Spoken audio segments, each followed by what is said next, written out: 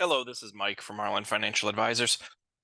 A little bit of a case study today, a scenario, whatever you'd like to call it. So we have a 63-year-old single male. He basically wants to know what should he do with his portfolio in retirement. He's retired.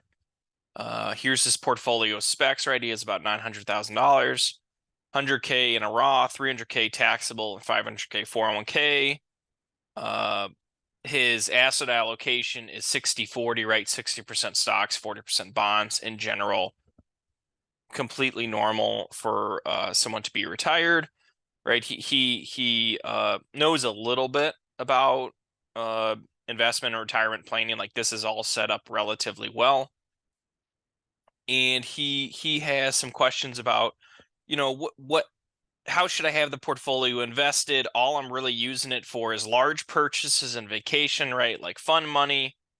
And he does add a comment about, should it be more income focused? Uh, Instead of, a typical stock bond portfolio, should there be some more bonds?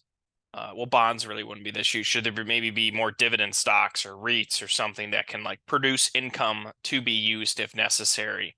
Which I'll say yes, but we'll get into that in a bit. So when we're talking what to do with your portfolio, people skip the most important step, which I have kind of 8 steps I do, but goals is first, right? Goals, and then we go into your income versus expenses, and then we go portfolio. So his goals, because his up here, his Social Security plus pension covers his current living expenses. This is just fun money, cars, vacations, right?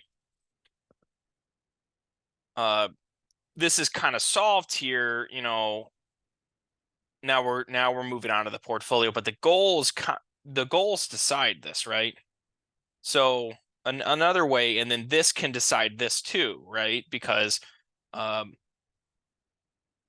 if your income is enough to cover your expenses, well, then the portfolio can be invested differently, right? It can be invested entirely towards your goals. If your income is not, right, income, I mean right here, right, Social Security and pension, the forced income that you have, if your income is not keeping up with your general expenses you want, well, then we need to create the portfolio, uh, goodness, to match that, right? Maybe we need 20K coming off that or something, and then we can focus on your goals. Okay. But in this case, we don't have that, right? But that's just the general scenario. You really got to focus here. And people don't do that. And they build this generic investment portfolio right here is 60-40 or 70-30 or whatever they're doing. And they don't really know what the end goal is. They're like, well, I kind of want to spend it, and have some left over just in case, but it's not really well defined. And you kind of wander through retirement, not making the most of your money, I would say. And so let's try to uh, make up some goals here and kind of figure this out, right? So, uh, one thing to consider is, well, as of now, Right Capital puts in about $49,000 for long-term care expenses at the end of your plan, right? That's the software I use to make super advanced calculations on how successful retirement plans will be. So, and it usually does it for 2 years, so that's about 120K. So that can provide you a little guidance, right? Well, let's out of this $900,000 portfolio, let's pull out some and invest it just for this, right? So I would pull out a 120 and I'd probably put it in a dividend growth fund, right? I'm not doing individual stocks. I'm always doing dividend or mutual funds or ETFs or something because I want diversification. And so the theory there is, well, let's put 120,000 in.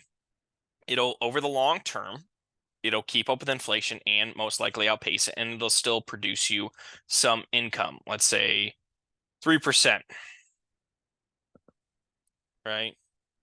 It'll still pay you 3% that you can then use, and it'll grow and keep up with inflation. So when you are 90, 95, you have this money that has not been touched. I like segregating assets, right? So pulling out a piece.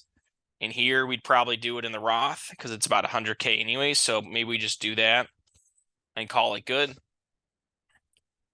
because it's very easy to blur the lines and get kind of money mixed up. This especially happens with legacy plans, right? If you now, this person doesn't, but if you have a very specific legacy plan, like you want, I kind of ask clients this is, one, what do you want the money to do with when you're gone?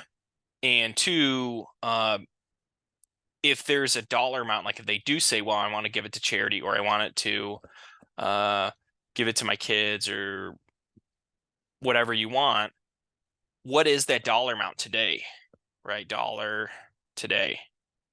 And kind of like come up with a number. Well, maybe it's half. Sometimes it's half. Sometimes it's, well, each kid, today, $100,000 or something, right? And then we can invest accordingly per 3 kids or something. And then we can pull that money out and segregate it and put it off to the side so it doesn't get touched. And then we're left with the rest, right? That's what I like doing to simplify it, so we could pull out some health money and some legacy money and then start working from there. Hey, the rest of this is now your fun money. Now, we don't have that in this question here. So I'm going to assume no legacy plans. Investor seems to be relatively conservative, how they've already structured their portfolio 60-40, right? Because they don't need the money here, they could be a lot more aggressive. Now, why do that, right? If you don't really need to, that's another question. So, and they want to talk about income focus, right? And they talked about REITs. I don't like REITs that much. You could spruce them in, but there's a lot of dividend income funds that are paying 3 to 4% that keep up with inflation well over the long term. They're a little rocky, but they're doing pretty well. So I like that in case you want income. And I completely agree with that. If you want to put some of this instead of like a S&P 500, which is only paying a 1.5% dividend, if you want to go into something that's paying some more dividend, and finally treasuries are paying some, right? Like the 20 years paying, I think 4.5%. So they're paying pretty well. And then if you want to receive the dividends, then receive it. If you don't, you can reinvest it, right? As long as it's not in the taxable account, it doesn't make much of a difference tax wise. So that's probably what I would do. I'd shift into an income focus, especially if you have like a dollar amount you want. Say you want, well, I want to take 30,000 in fund money, right? Then we can start orchestrating that. But I don't mind the 60-40 split, pretty conservative. I would definitely shift some into more income focuses. Just make sure you split a little bit out for whatever you want long-term care wise. If you think you're going to be in long-term care and you don't want to be a burden on your kids, or that's really worrisome, you can always pull out more, different things like that.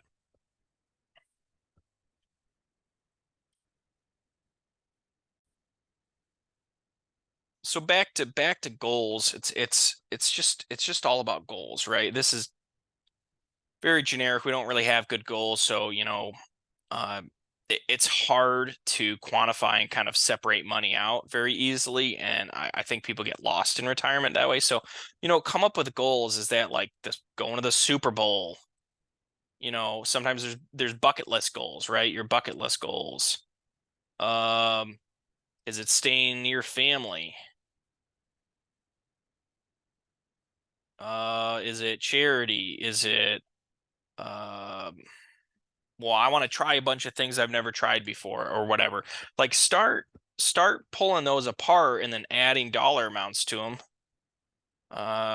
Staying close to family might be hard to do, or is it like whatever you got to do, and some of these won't cost money, right? They're like stay healthy, right? Okay, so some of them don't cost money, but really define your goals, and that's going to help you with your investment decisions.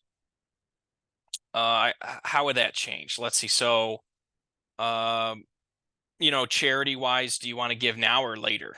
Right? That could change your investment approach. Do you want to give $20,000 now, or do you want to leave all your money behind to set up uh, a scholarship fund or something for kids to go from the high school you went to, or to the college you went to, or something like that, right?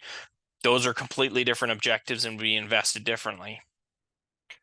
But if you're, I guess what I'm saying is let the goals drive your income and therefore expenses, not the other way around. Don't just, well, I have this huge pile of money, I want to spend it, right? You want to get the most out of your dollars, right?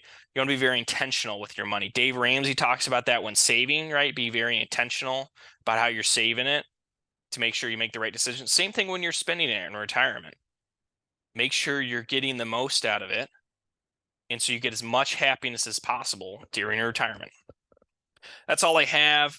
If you'd like, I do have a 8-day free email retirement planning course that does go over goals, income, expenses, your portfolio, kind of walks you through that process that I work with clients with.